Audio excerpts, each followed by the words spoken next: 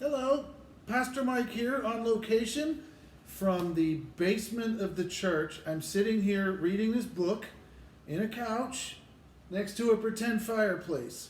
Now, why, you may ask? Well, that is a good question. I was actually asking myself the same thing because it's about 55 degrees in here and it's freezing. I didn't put the heat on.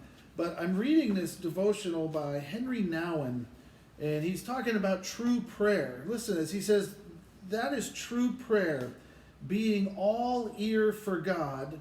The core of all prayer is indeed listening, obediently standing in the presence of God. When we enter into solitude, we will often hear these two voices, the voice of the world and the voice of the Lord, pulling us in two contrary directions. So that idea of being alone with God. Now, this empty fireplace made me think about it. I think at one time it was a real fireplace, and it might actually still work. I'm not going to light a fire in it because who knows what the chimney's like. But what we have going on here is a fireplace space. It's waiting for a log. It's waiting for heat. We have these battery-operated candles in it right now, which are kind of cool. But what you think about a fire, what happens? Well, a fire creates warmth, it creates heat.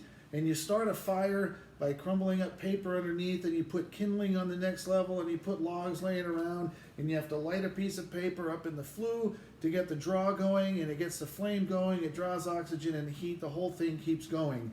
That's kind of like our spiritual life. I don't know if your spiritual life now is like a blazing fire just, shining bright for the Lord, or maybe you're like this empty fireplace just sitting here wondering what happened. How did the flames go out?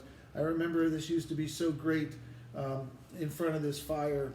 Well, if you're still the crumpled up paper, if you've got kindling laying there, if you're searching and you're just wondering what God's doing, I would encourage you, as the Bible says, to fan your gift into flame.